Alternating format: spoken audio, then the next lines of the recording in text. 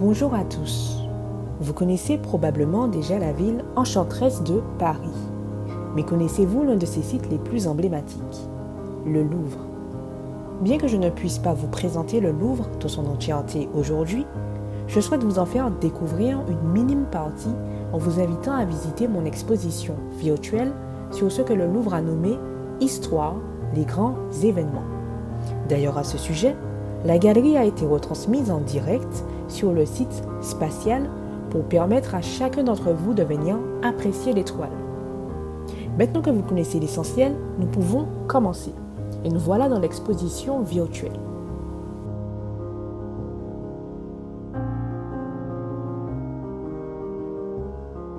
Nous allons commencer par la première peinture qui s'intitule « Le serment des Horaces ».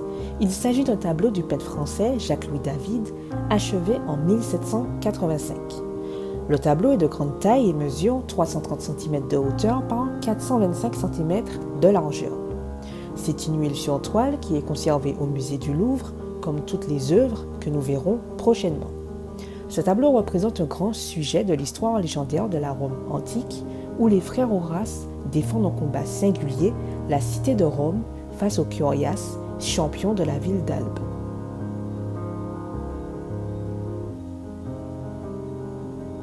La seconde peinture a pour intitulé l'apothéose de Henri IV et la proclamation de la régence de la reine par Rubens Petrus Paulus et est datée du 14 mai 1610.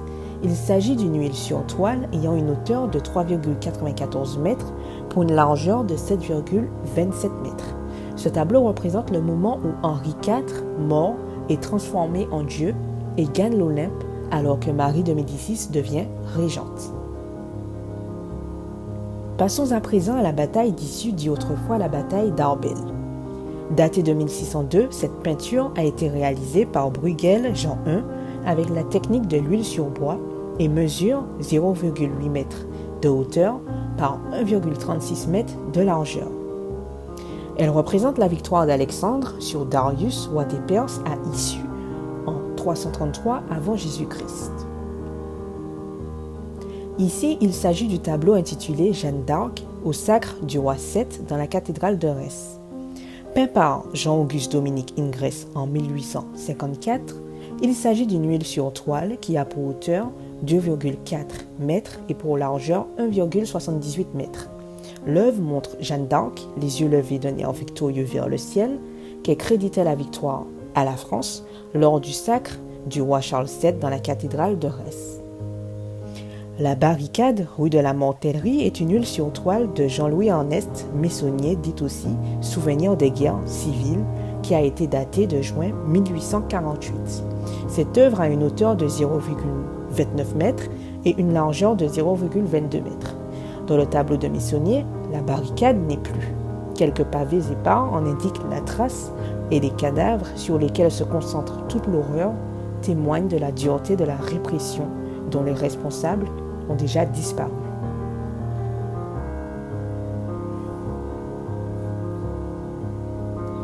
L'entrée d'Alexandre dans Babylone est un tableau de Lebrun Charles daté de 1664-1665. Il s'agit d'une huile sur toile ayant pour dimension 4,5 m de hauteur par 7,07 m de largeur. Ici, Alexandre y est représenté après sa victoire sur Darius à la bataille d'Issus. Le roi perse s'étant enfui, le jeune prince se rend auprès de sa famille.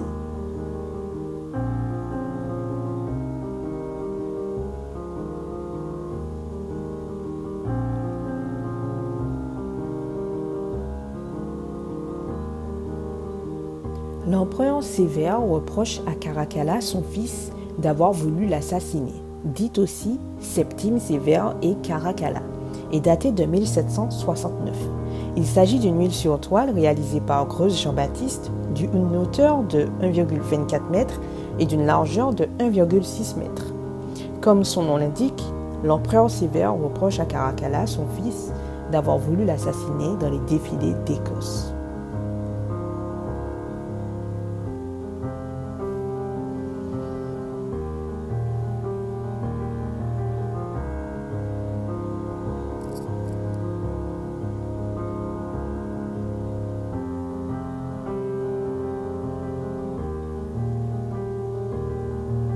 Le radeau de la Méduse. Véritable chef-d'œuvre incontestable du XIXe siècle, le radeau de la Méduse peint par Géricault est un véritable manifeste du romantisme.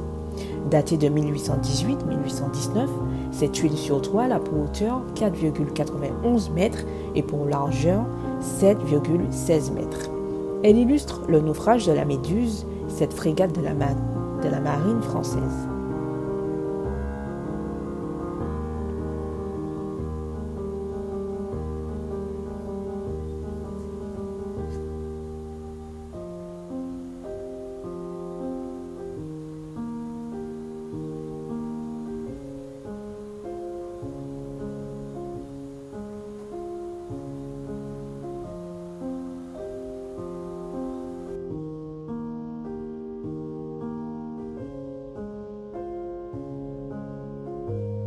La bataille de Zama et la tenture de l'histoire de Scipion est une tapisserie réalisée par Mouzin Jean-Baptiste, datée de 1688-1690, ayant pour hauteur 450 cm et pour longueur 750 cm. Elle a nécessité de l'utilisation de plusieurs matériaux comme la soie et la laine par exemple. Ici, l'artiste a représenté l'ennemi s'avançant vers le spectateur, plaçant celui-ci sur le même plan que les Romains de l'avant-garde, ce qui est très rare puisque les scènes de bataille sont généralement représentées de profil. Napoléon sur le champ de bataille d'Eylau est une huile sur toile peinte par Antoine Jean Gros en 1808, avec une dimension de 5,21 m de hauteur par 7,84 m de largeur. Il s'agissait ici de représenter le lendemain d'Eylau et le moment où l'empereur visitant le champ de bataille vient porter indistinctement des secours et des consolations aux honorables victimes des combats.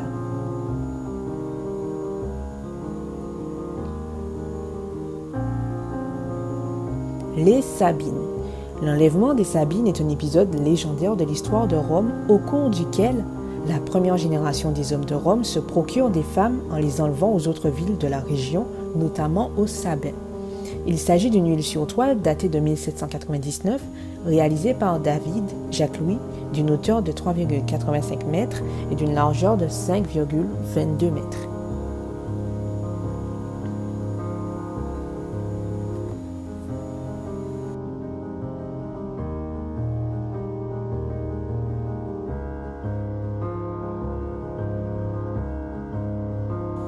La barrière de Clichy, défense de Paris le 30 mars 1814, est une huile sur toile d'Horace Vernet, peinte en 1820. Elle a une hauteur de 0,98 m et une largeur de 1,31 m. Le tableau est un manifeste du patriotisme qui élève l'échec de la campagne de France à un fait de guerre glorieux et hisse l'œuvre peinte au rang d'œuvre historique.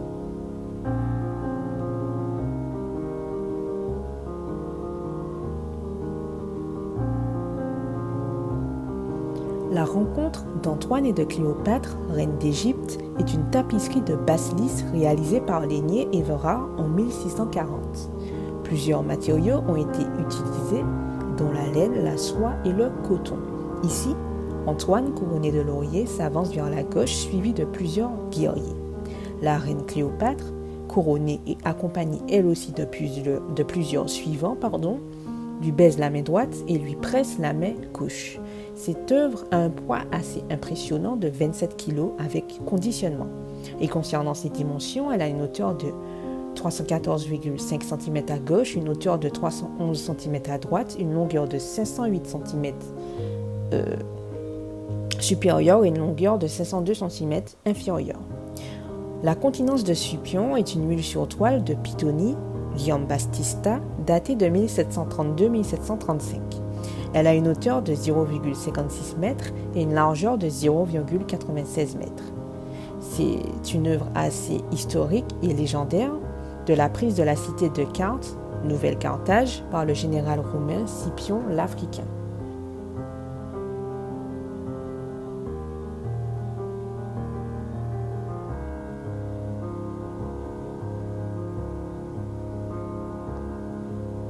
La liberté guidant le peuple du 28 juillet 1830 est une huile sur toile réalisée par Delacroix Eugène, ayant pour dimension 2,6 m de hauteur par 3,25 mètres de largeur.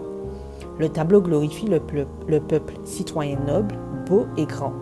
Histoire et politique y témoignent du dernier sursaut de l'Ancien Régime.